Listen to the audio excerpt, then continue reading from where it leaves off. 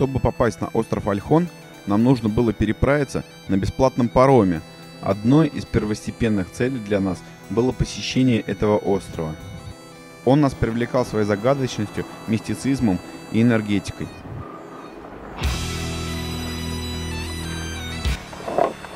Ребята, мы наконец-то доехали. 7 дней ехали, чтобы попасть сюда. Это паром на Ольхон.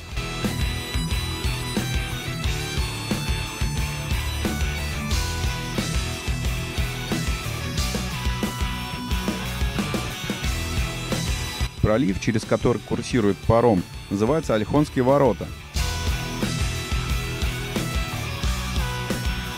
Ветра в этом проливе довольно непредсказуемые. Ведь несмотря на небольшую ширину, волны здесь могут достигать высоты 5 метров, что иногда приводит к трагическим последствиям для неопытных рыбаков. С запада остров отделяет от большой земли пролив Малое море.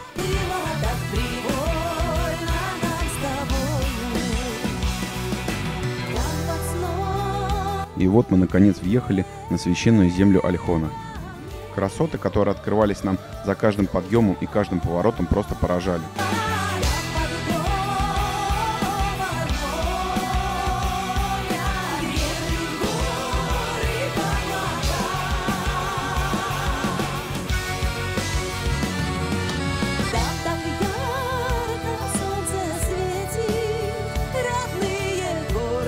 Недалеко от парома по дороге находится Ходайская гора.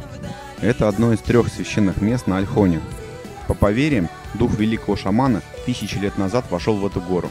В этом месте все желающие подносят дары духам этого перевала. Мы тоже положили несколько монеток.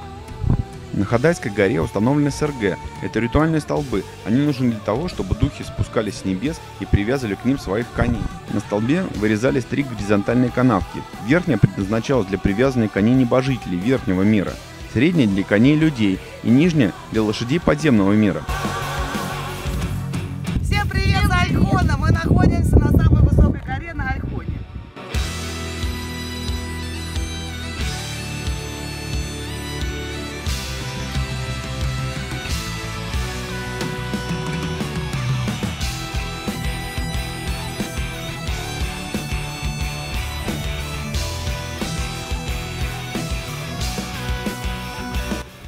Достанем камушек из Байкала. Сереж, смотри, вот этот камушек очень мне нравится. Поэтому я тебе достаю его прямо из Байкала. Улетай на крыльях ветра, ты в край родной, родная. Передаем привет с Байкала. Вода чистейшая, смотрите. Только холодная. Под холодно. Дороги на Ольхоне везде грунтовые, и асфальтовой здесь не найдете. Так что если вы приедете сюда на легковой машине, вы далеко не везде проедете. Вот такое вот дерево на Ольхоне. Не знаю, какой катаклизм я его так завернул, но это что-то крутое.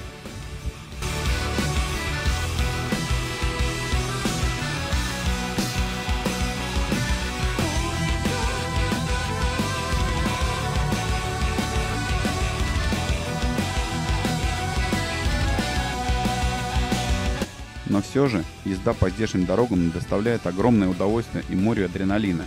Резкие спуски, крутые подъемы и широченные просторы вокруг заставляют тебя пребывать в состоянии легкой эйфории.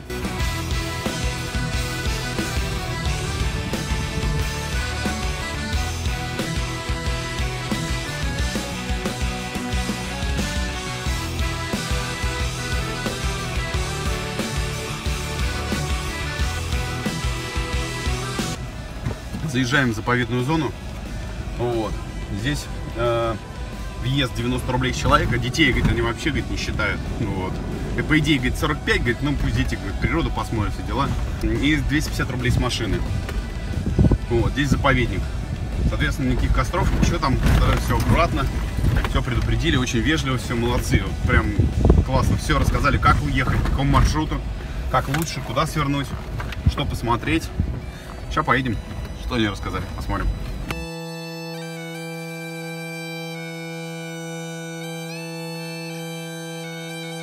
Немного отъехав от пропускного пункта, нас ждала целая спасательная операция. Сам не застрянь.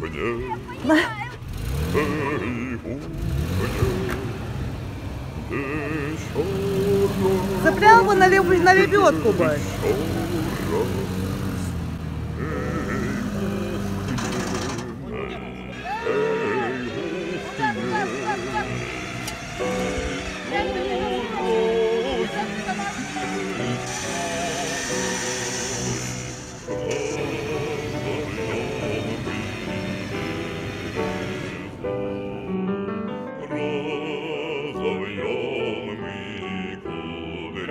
Потом нас на острове еще и узнавали.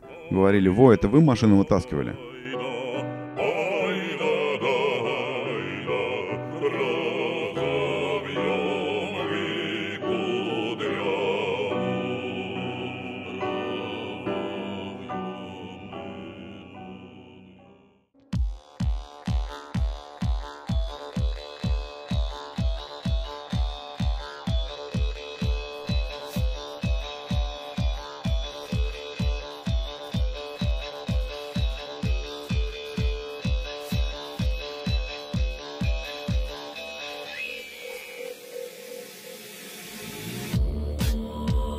Ничего себе!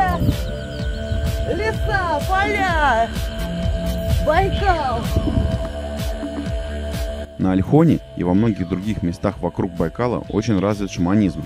Шаманизм считается самой старой религией в мире. Главная идея заключается в том, что существуют силы местности и природных явлений, духи предков, а также множество богов. Сам же Ольхон считается священным местом среди всех шаманов мира.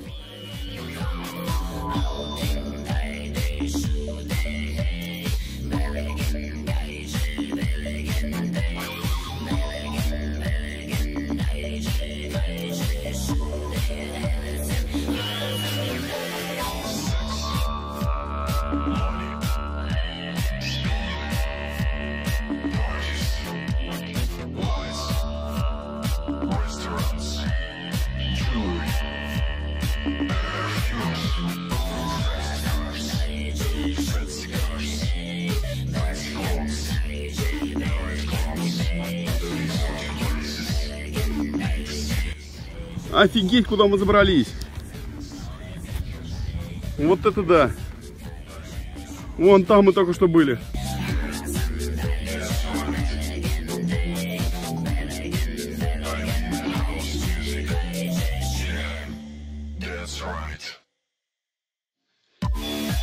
Мы приехали на самую северную точку Ольхона. Это одна из тех точек, куда мы пытались попасть, приехав на Байкал.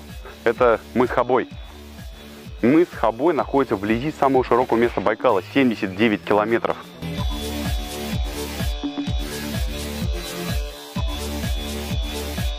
Если смотреть на мыс Хобой с воды, то можно увидеть ярко выраженный профиль женской фигуры в полный рост. Об этом есть легенда. Когда-то, очень давно, одна бурятка из зависти к своему мужу попросила у небесных жителей, богов Тенгри, чтобы они послали ей такой же дворец, как у ее мужа. Тенгри сочли это с жадностью, поскольку бурятка жила во дворце своего мужа и ни в чем не нуждалась. За такой поступок они разозлились и превратили завистливую женщину в камень. Пока на земле будет зависть, ты будешь камнем. Таков был указ. Учитывая, что каменные изваяния до сих пор на месте, зависти в мире хватает. Ну что, вот добрались мы до самого северной оконечности Ольхона. Все? Дальше конец. Может, тоже, наверное. Там под ней должен быть столб.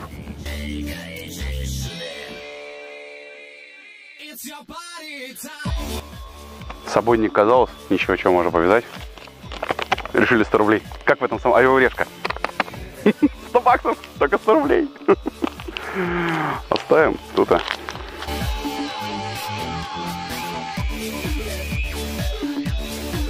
А их тут юани, смотрите, засунул.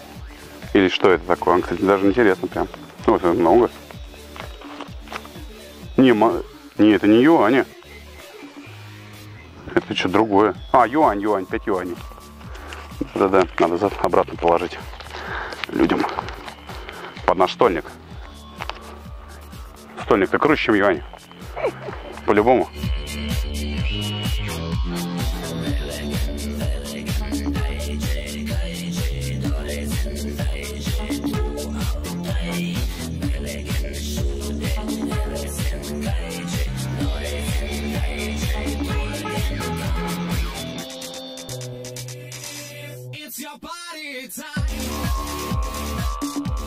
Дальше нас ждало еще одно невероятное зрелище.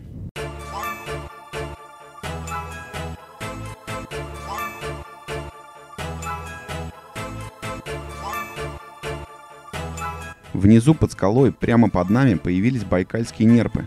Эти замечательные и милые животные поднимали настроение всем, кто за ними наблюдал. Нам безумно повезло, так как нерпы обычно довольно пугливые. Это зрелище настолько завораживало, что мы не могли оторваться около часа.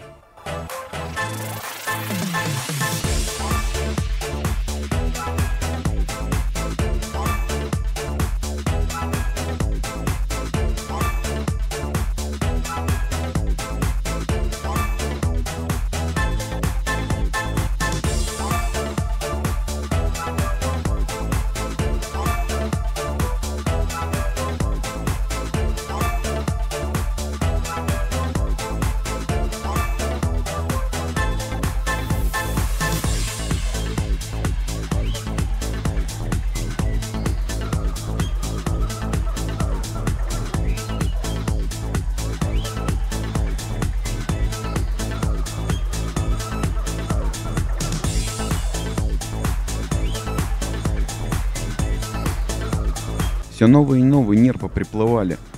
Они вылезали греться на камень, пока не заполнили все пространство.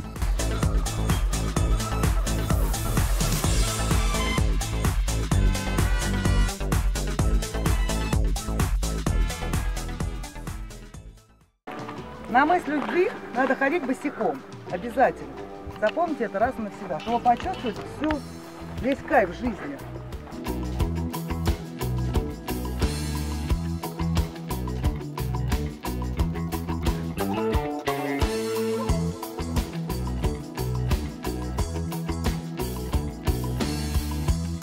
На самом деле, в священных местах Альхона тебя захватывает необъяснимое чувство спокойствия, умиротворения, благополучия, как будто бы ты находишься в очень комфортном для себя месте.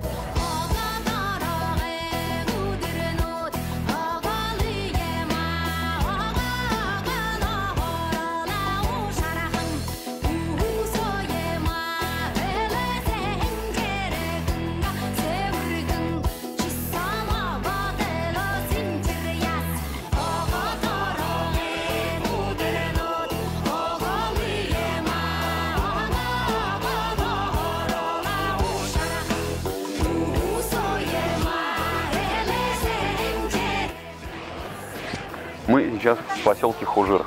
Вот. Это самый большой поселок на Альхоне. Когда мы сюда подъезжали, мы думали, что здесь на самом Альхоне, цивилизация беда. Вот. На самом деле, то, что до парома с цивилизацией беда. То, что здесь совсем все по-другому. Здесь большие, хорошие супермаркеты есть. Вот. Здесь куча жилья сдается, кафе и так далее. То есть, здесь полная инфраструктура для отдыха. Вот, всякие экскурсии здесь вот. На буханках мы видели, постоянно на буханках гоняют квадроциклы, он сдают. То есть на Альхон прям можно смело заезжать. Вот. Пойдем купим что-нибудь в супермаркете.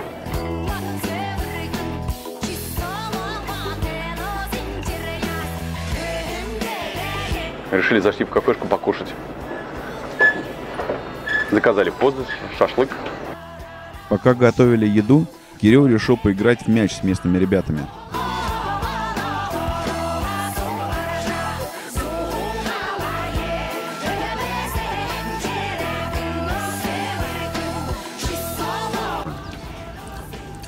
Здрасте.